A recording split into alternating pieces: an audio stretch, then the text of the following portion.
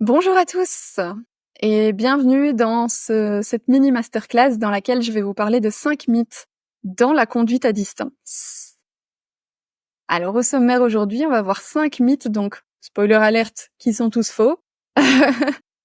En premier point, on va voir le fait que l'agility et la hooper, ce sont des activités qui ne sont pas naturelles pour le chien. En deuxième point, le verbal est plus efficace pour construire la distance. Vrai ou pas? On le verra. Troisième point, au gestuel, mon chien va me regarder tout le temps et donc ne pas être capable de voir les obstacles. En quatrième point, les activités incompatibles avec la hooper et l'agility, est-ce que ça existe? Qu'est-ce que ça veut dire? Qu'est-ce que ça implique? Et en cinquième point, dans son effet mémoire, mon chien ne réfléchit pas. Je définirai l'effet mémoire. Si vous ne savez pas ce que c'est, ne vous en faites pas. Alors, en point 1, l'agility et la hooper, des activités qui ne sont pas naturelles pour le chien. Alors on pourrait croire que c'est effectivement le cas. Pourquoi? Parce que le chien, naturellement dans la nature, ne va pas enchaîner des sauts ou prendre un slalom, par exemple. Donc on pourrait penser que c'est contre-instinctif pour le chien. Cependant, je pense que ce n'est pas vrai. Pourquoi? Parce que on va utiliser deux instincts qui sont complètement naturels chez le chien. Le premier, c'est sa capacité naturelle à communiquer avec son corps. Le chien, entre congénères, utilise énormément son corps pour communiquer. Il va utiliser sa posture, le poids de son corps, des signaux assez subtils tels que se lécher la truffe ou bouger la tête dans un sens ou dans un autre, bâiller, cligner les yeux, etc. Donc tout ça, il est instinctivement porté à aller lire chez l'autre de manière générale. Chez le chien, mais chez nous aussi, il va capter ce genre d'informations, sauf que nous, on n'en a pas conscience et du coup, on l'utilise pas. Et en hooper, c'est en agility, on va justement apprendre à utiliser notre corps, à utiliser des signaux qu'il lit déjà en nous pour le faire évoluer sur des trajectoires. Donc, on va aller utiliser sa communication naturelle pour communiquer avec lui et pour le guider sur des trajectoires. Le chien, c'est spécialiste du mouvement, oui. Le chien, il a un fort attrait pour le mouvement, que ce soit dans son instinct de chasseur, pour pouvoir détecter un lapin qui court au loin, par exemple, ou dans son instinct de chien de berger, par exemple, où il va être capable de détecter un mouton qui est en train de quitter le troupeau. Donc, toutes ces choses-là, il est vraiment naturellement porté à les détecter très facilement dans son environnement. Et donc, on va aller utiliser cette capacité-là chez lui pour le guider sur des parcours. Ce qui fait que donc, pour moi, la hooper et l'agility, c'est tout aussi naturel que par exemple du man-trailing, où là, on va utiliser le flair du chien. Mythe numéro 2, le verbal est plus efficace pour construire la distance. Alors pourquoi on pense ça? Parce que il peut arriver sur le parcours, en effet, que le chien ne nous voit pas, parce que on est dans son dos, qu'il évolue à distance devant nous et qu'il ne peut plus nous voir. Donc on a l'impression que dans ce contexte-là, dans cette situation-là, les seuls signaux qu'on peut envoyer sont les signaux verbaux. Alors je ne suis pas cependant d'accord avec cette affirmation.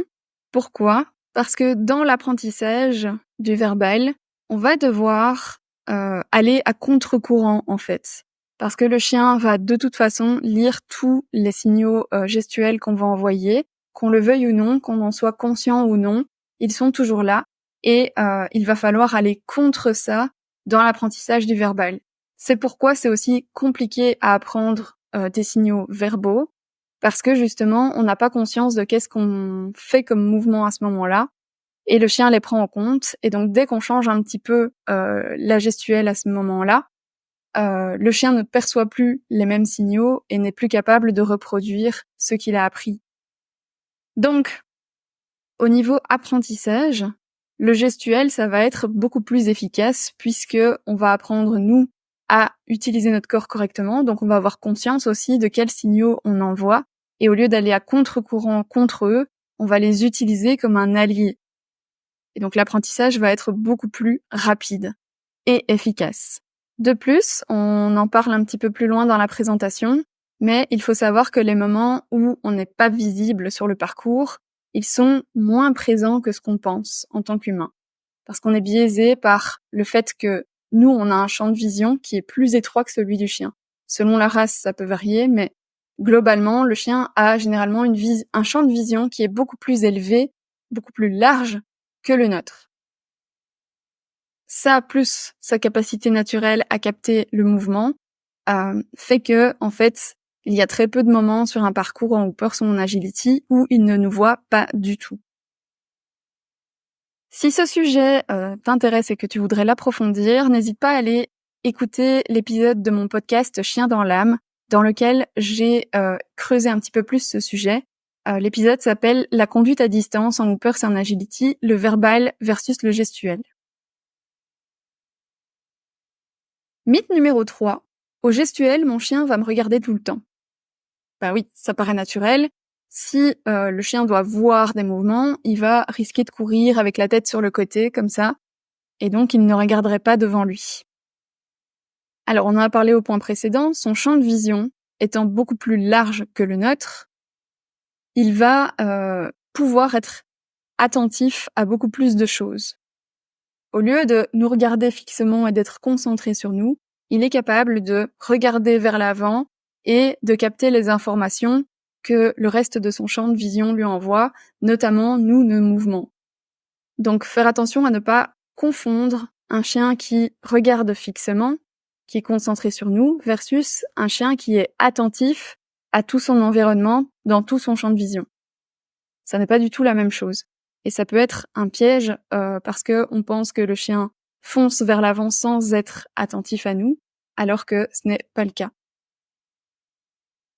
Aussi, autre chose à savoir, c'est que quand on a un mouvement qui est juste, qui est cohérent, quand on bouge correctement avec notre corps, notre chien ne va plus avoir besoin de nous regarder fixement en ayant la tête orientée vers nous.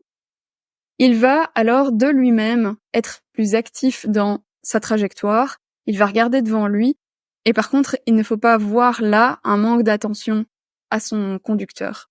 Ça veut simplement dire que l'humain a un mouvement qui est cohérent, qui est juste, qui est fluide et qui est naturel pour le chien. Mythe numéro 4. Existe-t-il vraiment des activités qui sont incompatibles avec la Hoopers et l'Agility ? Personnellement, dans mon expérience en tout cas, je n'en ai encore jamais rencontré. On pourrait penser qu'il y a incompatibilité avec certaines activités, notamment je vais te parler de l'exemple de l'éducation, ou plutôt de l'obéissance. Si on vient de l'obéissance à haut niveau et que on a un chien qui est naturellement fort porté à être d'un côté ou de l'autre du maître, par exemple, à lui coller la jambe, à être très attentif à lui, à le regarder en toutes circonstances, oui, on peut penser que on est en mauvaise posture pour apprendre la Hoopers et l'Agility, la distance. Et c'est vrai que ça peut être un frein, parce qu'il va falloir apprendre le concept de pouvoir être à droite ou à gauche à son chien, ou le concept de pouvoir être loin de lui tout simplement, sans spécialement chercher à se rapprocher de son maître.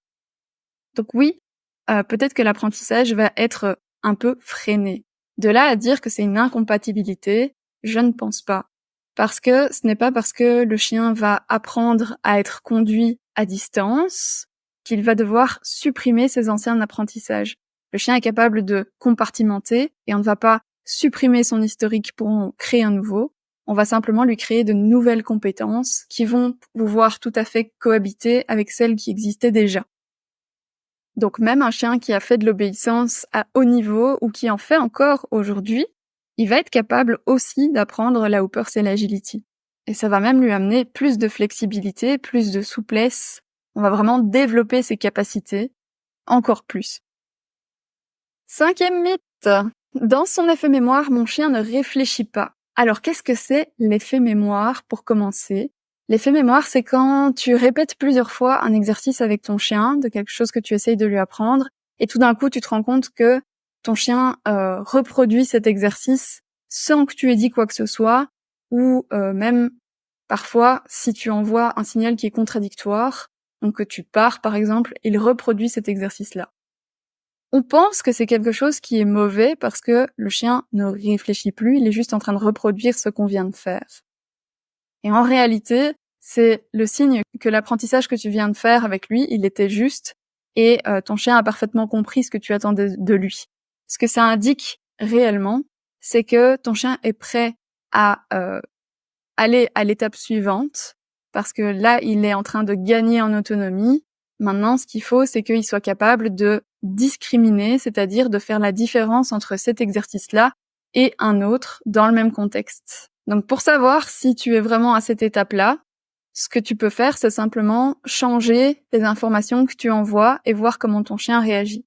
Si, malgré le fait que tu changes les informations que tu envoies, ton mouvement du corps, il reproduit l'exercice, c'est qu'effectivement, il est dans un effet mémoire et il a besoin de revenir un petit peu en arrière pour être capable de faire la différence avec une autre demande.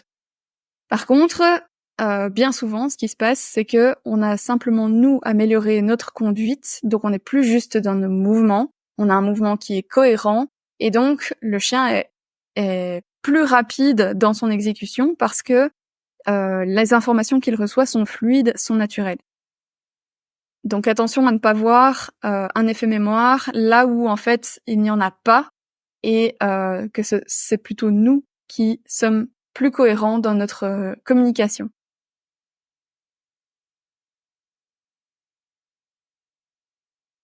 Et voilà pour cette mini masterclass. À bientôt.